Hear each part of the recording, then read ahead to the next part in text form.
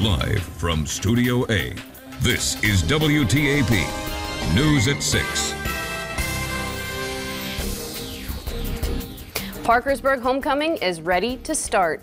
Good evening and thank you for joining us. I'm Phyllis Smith. After months of preparation and last-minute adjustments, tonight is the big night for Parkersburg Homecoming. Our Brittany Morgan is live at Parkersburg Homecoming. The opening ceremonies are expected to start right now around 6 p.m. Brittany, what's it like?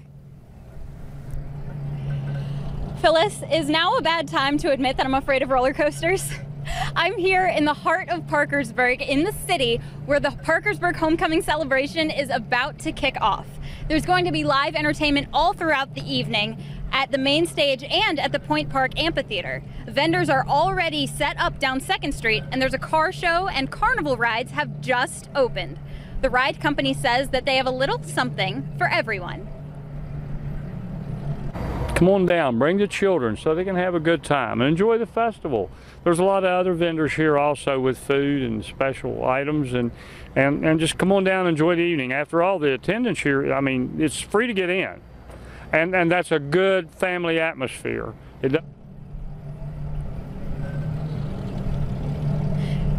Tickets for the ride are $1 a piece, but they're also offering hand stamps for $20 where you can ride all day. I was told that the rides will remain open in the rain so long as there's no lightning.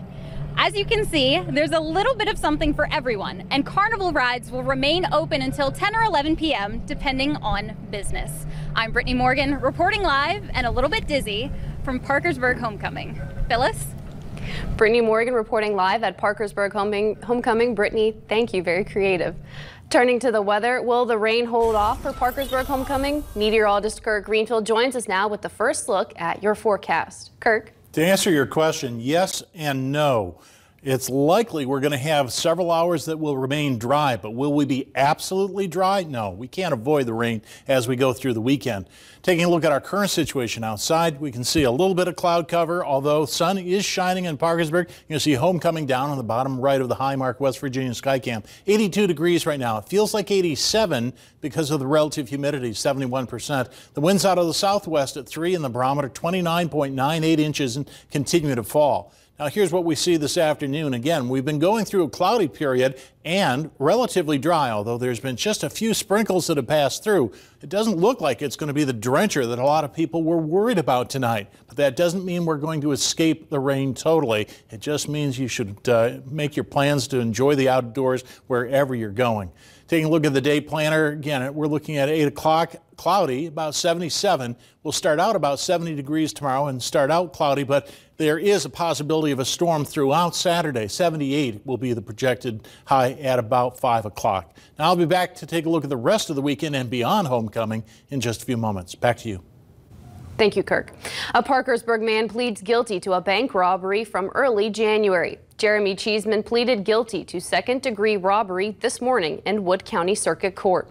The robbery happened last winter at the Parkersburg branch of Williamstown Bank on 7th Street. Cheeseman told Judge Jason Wharton he pretended to have a weapon when he demanded money from a bank teller. I was portraying that I had a weapon, but all I had was a flashlight in my pocket. And I would feel that somebody was trying to threaten me at that point. How did the teller react? She looked like she was scared and did what I asked. Cheeseman said he left the bank with nearly $4,000 and was arrested about an hour after the robbery that afternoon. He could get 5 to 18 years in prison when he's sentenced October 9th. A Logan County, West Virginia man is arrested today after deputies say he hit a fire chief with his car. Jeffrey Woods is in the Southwestern Regional Jail on multiple charges. Logan County Sheriff's deputies say Fire Chief Joe Wimmer was directing traffic around downed trees and power lines on a road in Man, West Virginia. Woods drove up and the chief motioned for him to stop. Deputies say he drove around other cars and hit the chief in the legs before driving off. Deputies quickly spotted him and arrested him. The man hit went to Logan Regional Hospital. He was later released. A Jamaican man gets more than 3 years in prison for his role in a lottery scam. Authorities say the scam took in more than $250,000. A federal judge in Clarksburg sentenced Zico Petterkin to 38 months in prison. He's a 34-year-old man from Montego Bay, Jamaica. The scam involved residents in West Virginia and other states between September 2008 and July 2011. Authorities say he was part of a group that made unsolicited phone calls and sent emails to hundreds of people telling them they had won a multi-million-dollar lottery prize and a Mercedes-Benz. Victims were then told they needed to send money to cover processing fees. Wood County's 911 director is recognized for helping out a West Virginia emergency response program.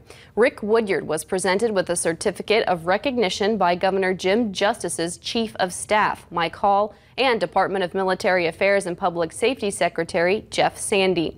Woodyard says his experience with the state's growing FirstNet service is being applied to the 911 center's operations.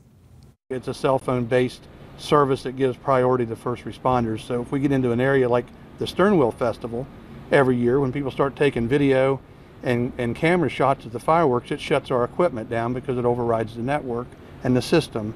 This year that probably is not going to happen because it gives us priority over the cell networks. As we reported in May, Woodyard agreed to temporarily oversee the state's interoperable radio network that connects police, fire, and emergency medical first responders. He worked with the state network from mid-May to late June. While many children went back to school this week, some Ohio lawmakers are reconsidering the start date. There are 2 bills on the Ohio General Assembly that would make it so Ohio schools start after Labor Day. The reason for pushing back the start date comes from cities that thrive on theme parks like Cleveland and Cincinnati. Those cities would like to extend the summer break to get more revenue. Even if they passed legislation and they said if you want to deviate from this, you need to discuss this with your constituents or things like that. Most places in the state realize that school is much bigger than the entertainment industry, and that we have reasons for our school calendar, and they are local reasons that we have developed over generations, really. If the bills do pass, schools that would want to start before Labor Day are required to have a public hearing 30 days prior to a vote. Football season is about to kick off. Parkersburg High School is still putting the final touches on its field. New turf is being installed at Stadium Field. The construction has been going on for the last few weeks. The field should be done by the 23rd of this month, as long as weather doesn't push the schedule back. I think anytime you have something new, you know, you're really proud of it in the red end zones. We love that. I mean, you know, we're the Big Reds and we love our color of red, and it just looks fantastic. The first home game scheduled at Stadium Field is planned for August 31st. If you like trains, then something pretty exciting is happening over the next 2 days. The Mid-Ohio Valley Model Railroad Club is hosting its open house this weekend. It's at the Noe Office Equipment Building on Green Street in Parkersburg. The open house will be free for all weekend.